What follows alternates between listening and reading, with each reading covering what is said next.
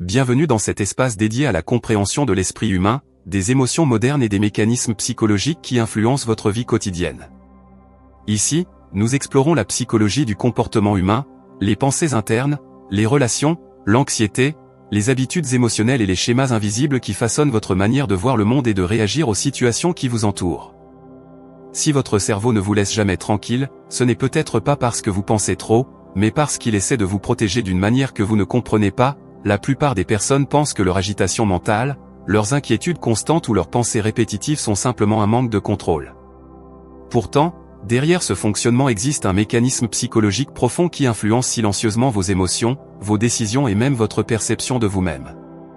Pourquoi certaines pensées reviennent-elles encore et encore ? Pourquoi votre esprit imagine-t-il parfois les pires scénarios avant même qu'un problème existe ? Pourquoi est-il si difficile d'arrêter une réflexion excessive, même lorsque vous savez qu'elle vous épuise? La réponse se trouve dans la manière dont votre cerveau interprète le danger, l'incertitude et les expériences passées. Dans cette vidéo, vous allez découvrir les véritables raisons psychologiques qui expliquent pourquoi votre cerveau semble constamment actif, pourquoi il analyse chaque détail de votre vie et comment certains mécanismes invisibles peuvent créer de l'anxiété, du stress et une fatigue émotionnelle sans que vous en soyez pleinement conscient. Si vous restez jusqu'à la fin de cette vidéo, vous comprendrez les schémas psychologiques qui se cachent derrière vos pensées répétitives, pourquoi votre esprit développe certaines habitudes mentales et comment retrouver une relation plus équilibrée avec vos propres pensées. Car le véritable problème n'est pas que votre cerveau pense trop, mais que vous ne comprenez pas encore pourquoi il pense ainsi. Et souvent, ce que nous considérons comme une faiblesse personnelle est en réalité un fonctionnement naturel de l'esprit humain que nous n'avons jamais appris à décoder. Aujourd'hui, vous allez découvrir ce qui se passe réellement dans votre cerveau lorsque le silence devient difficile à supporter, lorsque vos pensées deviennent trop présentes et lorsque votre propre esprit semble être votre plus grand obstacle. Avez-vous déjà eu cette sensation étrange d'être fatigué sans avoir vraiment fait quelque chose de difficile ? Vous êtes assis tranquillement chez vous, la journée est terminée, mais votre esprit continue de fonctionner comme s'il devait résoudre un problème urgent. Vous repensez à une conversation de plusieurs heures plus tôt, vous imaginez ce qui pourrait mal se passer demain, vous analysez chaque détail d'une situation qui, pour les autres, semble sans importance. Peut-être que vous vous dites parfois, pourquoi je n'arrive pas simplement à arrêter de penser ?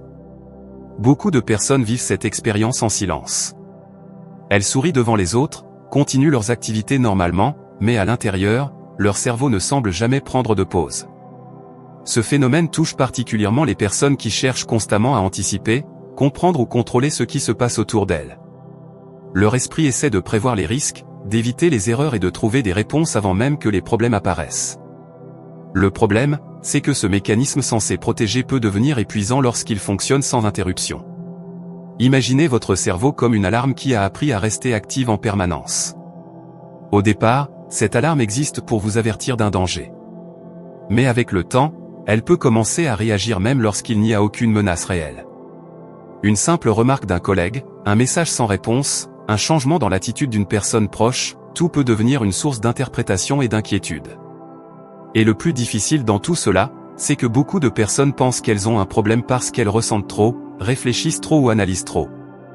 Pourtant, derrière ces pensées répétitives se cache souvent une tentative de votre esprit pour trouver de la sécurité dans un monde rempli d'incertitudes. Mais pourquoi certaines personnes arrivent-elles à laisser passer leurs pensées alors que d'autres restent prisonnières de leur propre dialogue intérieur ?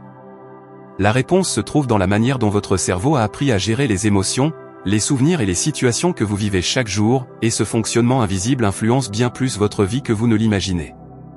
Ce que beaucoup de personnes ne réalisent pas, c'est que leur cerveau ne cherche pas toujours la vérité, il cherche avant tout à créer une sensation de sécurité. Et parfois, cette recherche permanente de sécurité devient justement la source de leur épuisement mental. Vous pensez peut-être que vos pensées excessives apparaissent parce que vous êtes une personne trop sensible ou parce que vous manquez de confiance en vous. Pourtant, il existe un mécanisme beaucoup plus profond, votre esprit essaie constamment de remplir les espaces vides. Lorsqu'une information manque, il crée des hypothèses pour donner un sens à ce qui se passe. C'est pour cela qu'un simple silence dans une conversation peut devenir une multitude de questions dans votre tête. Est-ce que cette personne est fâchée contre moi? Est-ce que j'ai dit quelque chose de mauvais? Pourquoi son comportement a changé? Le problème n'est pas seulement la situation réelle, mais l'histoire que votre cerveau construit autour d'elle. Dans la vie sociale, ce fonctionnement apparaît tous les jours. Une personne qui ne répond pas immédiatement à un message peut simplement être occupée, mais un esprit inquiet peut transformer cette absence de réponse en signe de rejet. Un collègue qui semble distant peut simplement avoir une mauvaise journée, mais votre cerveau peut chercher une explication qui vous concerne directement. Ce phénomène est particulièrement présent chez les personnes qui ont pris l'habitude d'observer constamment les réactions des autres. Elles analysent les expressions du visage, le ton de la voix, les petits changements d'attitude. Elles pensent qu'elles sont simplement attentives, mais parfois elles vivent dans un état permanent de surveillance émotionnelle. Le plus surprenant, c'est que ce comportement peut donner l'impression d'aider. Après tout, réfléchir davantage semble être une façon de mieux se préparer. Mais lorsque votre esprit essaie de prévoir toutes les possibilités, il finit par vous empêcher de vivre pleinement le moment présent. Votre cerveau ne fait pas cela pour vous compliquer la vie. Il utilise simplement des anciens modèles de protection qu'il considère comme utiles.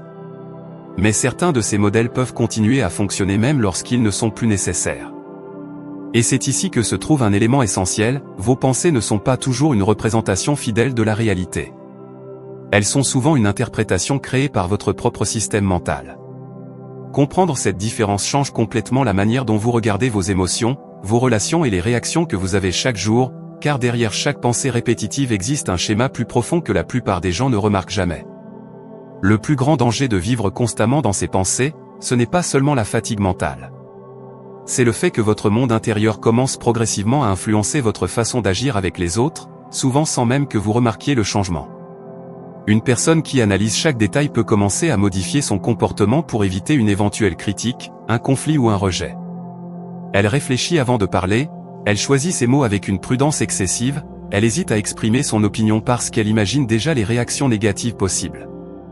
Petit à petit, elle devient moins spontanée, moins naturelle, comme si elle devait toujours contrôler l'image qu'elle donne aux autres. Dans une relation amicale, professionnelle ou amoureuse, ce fonctionnement peut créer une distance invisible. Les autres peuvent ressentir une personne plus fermée, plus réservée ou moins présente émotionnellement, alors qu'à l'intérieur, cette personne cherche simplement à bien faire. Elle ne manque pas d'intérêt ou d'affection, elle est simplement occupée à gérer une bataille intérieure que personne ne voit. Prenons une situation très courante, vous êtes avec plusieurs personnes et quelqu'un fait une remarque qui vous touche légèrement. Au lieu de simplement passer à autre chose, votre esprit revient plusieurs fois sur cette phrase. Vous essayez de comprendre l'intention derrière les mots, vous cherchez ce que cette personne pense réellement de vous. Quelques heures plus tard, votre attitude change. Vous êtes moins ouvert, moins détendu, et la relation peut être influencée par une interprétation qui n'était peut-être même pas réelle. Avec le temps, ce type de fonctionnement peut aussi affecter la confiance en soi. Plus une personne doute de ses propres réactions, plus elle cherche des validations extérieures. Elle commence à croire qu'elle doit toujours agir de la bonne manière pour être acceptée, respectée ou appréciée. Pourtant, une présence sociale forte ne vient pas du fait de contrôler chaque geste ou chaque parole. Elle vient de la capacité à être réellement connectée au moment présent, sans laisser chaque pensée devenir une règle qui dirige votre comportement. Ce qui est fascinant, c'est que certaines personnes pensent protéger leurs relations en évitant les erreurs, alors qu'elles créent parfois exactement l'effet inverse, elles cachent une partie authentique d'elles-mêmes. Et lorsque votre esprit prend trop de place, il peut finir par éloigner les autres de la personne que vous êtes réellement. Mais ce mécanisme ne s'arrête pas seulement aux relations. Il influence aussi votre énergie quotidienne, vos décisions et la manière dont vous percevez votre propre valeur. Car lorsque votre cerveau devient un observateur permanent de votre vie, il peut vous faire oublier une chose essentielle, vous n'êtes pas seulement ce que vous pensez, vous êtes aussi ce que vous choisissez de faire malgré vos pensées. Si votre esprit réagit toujours de la même manière face à certaines situations, ce n'est probablement pas un hasard. Beaucoup de comportements que nous considérons comme notre personnalité sont en réalité des réponses apprises au fil du temps, construites à partir de nos expériences, de nos habitudes et des moments qui ont marqué notre histoire personnelle. Par exemple, une personne qui a souvent été critiquée dans le passé peut devenir extrêmement attentive au regard des autres. Même lorsqu'elle se trouve dans un environnement bienveillant, une simple remarque peut réveiller une ancienne sensation d'insécurité. La situation actuelle est différente, les personnes autour d'elle ont changé, mais son cerveau reconnaît une émotion similaire et réagit comme s'il devait se protéger à nouveau. C'est ce qui explique pourquoi certaines réactions semblent parfois disproportionnées. Une petite déception peut provoquer une grande tristesse. Un désaccord banal peut créer une peur intense de perdre quelqu'un.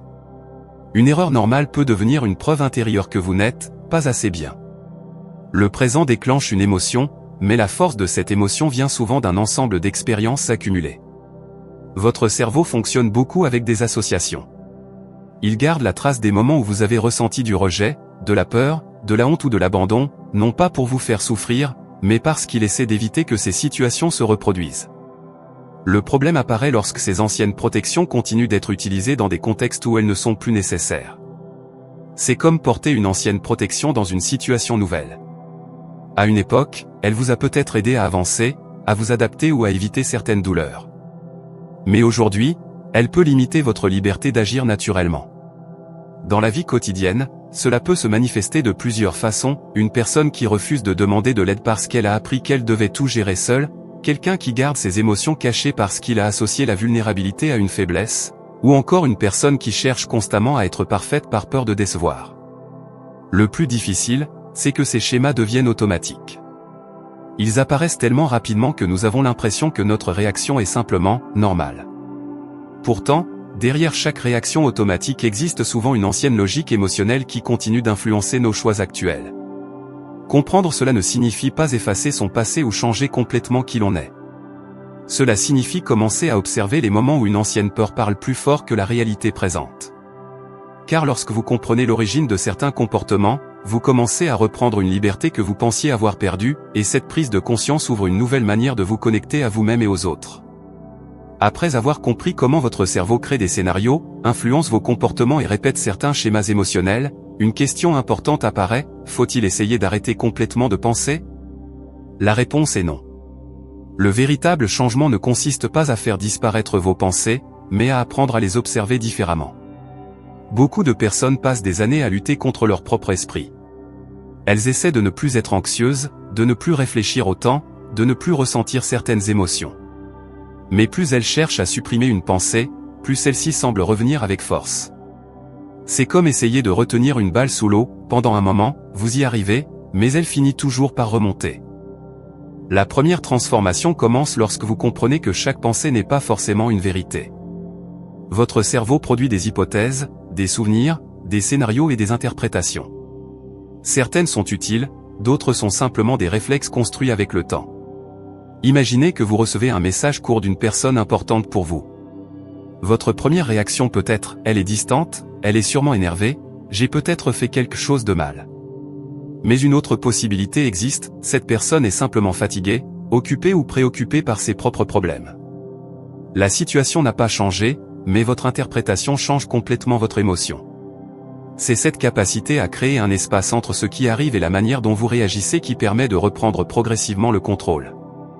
Non pas en devenant une personne froide qui ne ressent plus rien, mais en comprenant que vos émotions peuvent être écoutées sans forcément être suivies immédiatement. Avec le temps, cette nouvelle façon de regarder vos pensées peut transformer vos relations, votre confiance et votre présence dans la vie quotidienne. Vous commencez à moins chercher des preuves que quelque chose va mal, et davantage à observer ce qui se passe réellement devant vous. Cela ne signifie pas que les inquiétudes disparaissent du jour au lendemain. Le cerveau humain continuera toujours à chercher des réponses, à analyser et à anticiper.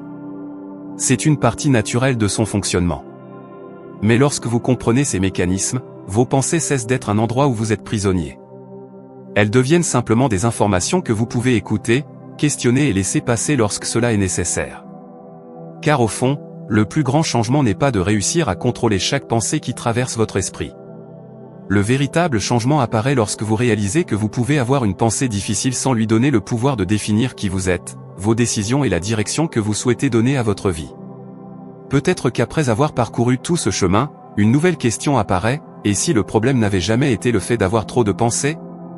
Et si la véritable difficulté venait du fait que nous vivons souvent sans comprendre ce qui se passe à l'intérieur de nous? Chaque jour, des millions de personnes avancent avec un dialogue intérieur qu'elles n'observent jamais réellement. Elles écoutent leurs peurs comme des vérités, leurs inquiétudes comme des prévisions, leurs souvenirs comme des preuves que certaines choses vont forcément se répéter. Pourtant, derrière chaque pensée existe une histoire, derrière chaque réaction existe une expérience, et derrière chaque émotion existe une tentative de donner un sens au monde. Votre cerveau n'est pas seulement une machine qui analyse des informations. Il est aussi le reflet de tout ce que vous avez vécu, de tout ce que vous avez appris, des moments où vous vous êtes senti compris, rejeté, valorisé ou oublié.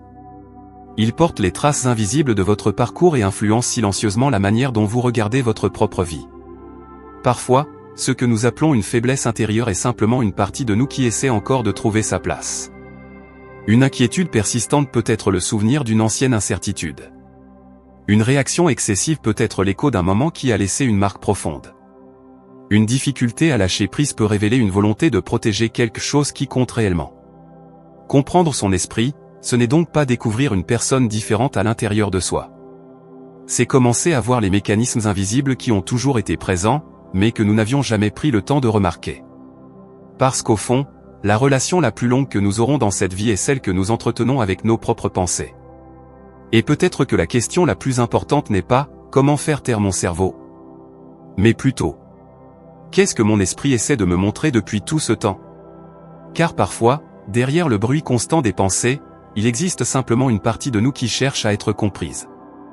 Si vous êtes resté jusqu'ici, cela montre déjà quelque chose d'important, vous êtes une personne qui cherche à mieux comprendre son esprit, ses émotions et les mécanismes invisibles qui influencent votre façon de penser et d'agir.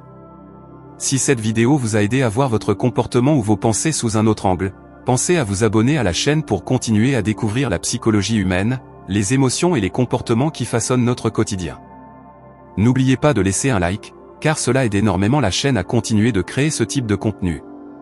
Et j'aimerais vraiment connaître votre réflexion, dites-moi dans les commentaires, quelle partie de cette vidéo vous a le plus fait réfléchir ? Votre commentaire peut aussi aider d'autres personnes qui vivent peut-être les mêmes difficultés sans réussir à mettre des mots dessus. Si vous souhaitez continuer à explorer les mécanismes de votre esprit, regardez maintenant la vidéo qui apparaît sur l'écran ou découvrez notre playlist dédiée à la psychologie du comportement humain. Vous y trouverez d'autres analyses sur les émotions, les relations, l'anxiété et les habitudes mentales qui influencent votre vie. Merci d'être resté jusqu'au bout. Continuez à chercher à comprendre votre esprit, car mieux se connaître est souvent le début d'une nouvelle manière de voir sa propre vie.